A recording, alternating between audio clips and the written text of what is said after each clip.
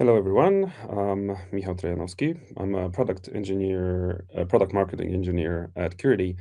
And today I'll be talking about securing microservice-based APIs. So first, let's talk quickly about how an API grows. When I think of it, there are actually two dimensions in which APIs grow, and there's the traditional one. When we think about large APIs, we usually think about breadth-grown APIs. So these are the APIs that have a lot of endpoints exposed to the outside world, to the clients. So you probably start first with a smaller one, maybe just a couple endpoints or a couple dozen, and then it grows and grows into a much larger API with maybe a couple hundred or even thousands of endpoints. But this is not the only dimension in which an API can grow. And I also think when I think about large APIs, I also think about the depth-grown APIs. And these are the APIs where a single request is processed by more than one service. Usually, this will be microservice-based architecture. So you'll have a lot of different services that will process one request.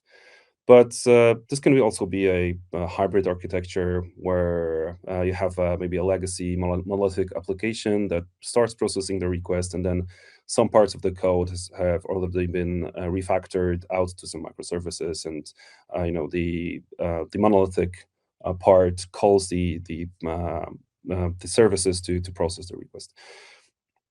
So it doesn't matter if it's a hybrid, if it's microservice. A depth-grown API will be one where one request is processed by a number of different services in a chain. And when you think about growing APIs, we also usually think about growing the security of the API and maturing the security of API.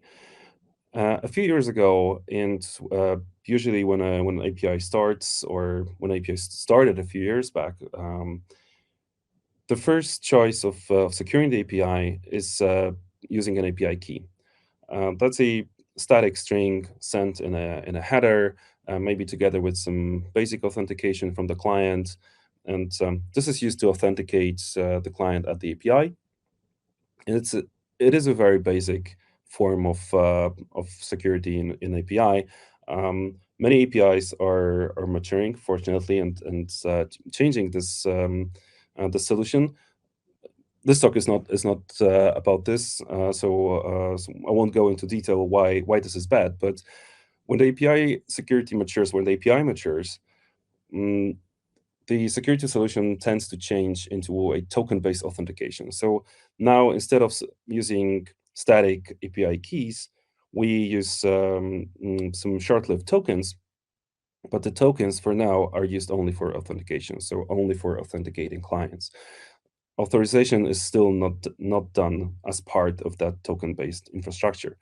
And then still, when the API matures, we tend to change to solutions like auth, where the authorization is now token-based. So we provide a token-based authorization. So the contents of the token is used to authorize requests. And this is much more secure, much more mature solution for API security. But still, when the API grows, uh, just switching to auth sometimes might not be enough. And this is what I want to show you in this talk. So there is a common security problem for APIs that have grown, and it doesn't matter if they've grown in breadth or in depth. And this problem is overprivileged tokens. If you look at the list of top 10 API vulnerabilities from OWASP, broken authorization is a very important problem for APIs. It's been there very high on the list in the previous version of the top 10 list, and it's still very grave concern in the on the new list that's been published this year. And one reason for the broken authorization is the problem of overprivileged tokens. In large APIs, this is what we can observe. So when we have a breadcrumb API, the problem is that with one token, I can call all the endpoints that are exposed by the API. And this might be the documented endpoints, but maybe they're from different parts of the API, like crossing security boundaries, where I wouldn't like the concrete client, the concrete app, to be able to call these endpoints with this given token. Or even worse, this might be some undocumented endpoints, so endpoints that shouldn't be used by your third-party clients. They're maybe only should be used uh, um, by some partners or your own apps. But still, with this one token, all the endpoints can be called, and the request is authorized. In DevCron APIs, the problem of an overprivileged token is a bit different one. So here, as I said before, we have in a DevCron API, we have one request that is processed by many different services. So now each of these services needs to get some information about the identity of the user, about the identity of the client that is calling the app, maybe some meta information about the authentication process that's been used to get the token in the first place, and so on. So this information needs to be sent down to every service that will be processing that token. And what is usually done is that the original token that is sent with the request to the API is then sent in the authorization header to every service in the chain. So now what happens is that every service in that chain is able to call back your API and call any endpoint in that API to get some more information about the user, information that usually shouldn't be allowed to request. It is a problem even if the services are your own, are in your own infrastructure. Because if you have a malicious client, if you have a malicious actor in your organization, or one of the services is breached, then whoever breached that service has the tokens and can call any endpoint in your API and can get all the information that the original client was able to get. The problem is even more serious when you call some third-party services, some external services, or the request crosses some security boundaries, and now that token is sent to maybe a third-party service, and now that service is able to call your API and get the information about the user. So what are the options that we have? So first, I want to quickly mm, quickly focus on changing the optics. It's not a solution per se to this problem, but I think that when we think about security, about authorization, and about the policies around authorization, we should change the optics a bit. Because what I notice is usually when we think about APIs, access tokens, when we work with access tokens, we try to answer the question of who is calling, who the user is, who is the owner of the access token. And this is a bit. This is the question that is answered by sessions, and we're probably so used to work with sessions, with user sessions, that now we treat the access token as another form of representing a user session. But in fact, the access token should answer the question: what is the caller authorized to do? So the user has authorized an app to do something in the user's name. And the app can be anything, because it can be a web-based app where probably it's pretty much the same as the user session, because the user will be operating the app. But it might be some background process where the user authorized the process to get some data. Or it might be an IoT device where the user authorized, for example, a security camera at home to so that the camera can send some pictures back to the user's account, so maybe in Google Drive or somewhere. So we shouldn't think of access tokens as user sessions, and changing this optics, I think, is important when thinking about authorization and thinking about authorization policies. One solution of limiting the scope of a token is actually, yeah, using the scope parameter of auth. So in auth, you have that request parameter scope, where you can where the client can ask the authorization server for an access token that will be only be only be usable with this given scope. Scope is a static list of strings. The server has to, or the API has to somehow publish that list. The clients has to know which scopes they can request, and then when the authorization server issues a token with a given scope, then that token can only be used to access endpoints that require this concrete scope. So, for example, a token with scope read won't be usable at endpoints that require the scope write. So we now manage to limit the possibilities of what can be done with a token. But when the API grows, and especially when it grows in breadth, we tend to fall into what we call scope explosion. So you start having so many scopes that it's very hard to manage all of them. It's hard to manage them for your security teams, your API teams. It's hard to understand them for your client developers, but it's also hard for the users themselves to understand what is going on, what will the client will be able to do in that API. In this example here, it's a bit of a naive example, of course, but um, here the client, asks for a scope to modify transactions and update transactions, and the user can think, okay, so what is actually going on, right? What will the client will be able to do with that token? What does it all mean? And mm, this also gives that problem to the user that whenever the client asks for so many scope, the user probably will just allow everything just to be able to use the app. So that doesn't really help that much. And on the other side of the spectrum, you have a situation where you have too few scopes. So you don't want to have that scope explosion. So you first break down your API into maybe four parts, create four different scopes, and it's much more understandable for the user and it's easier for the developers.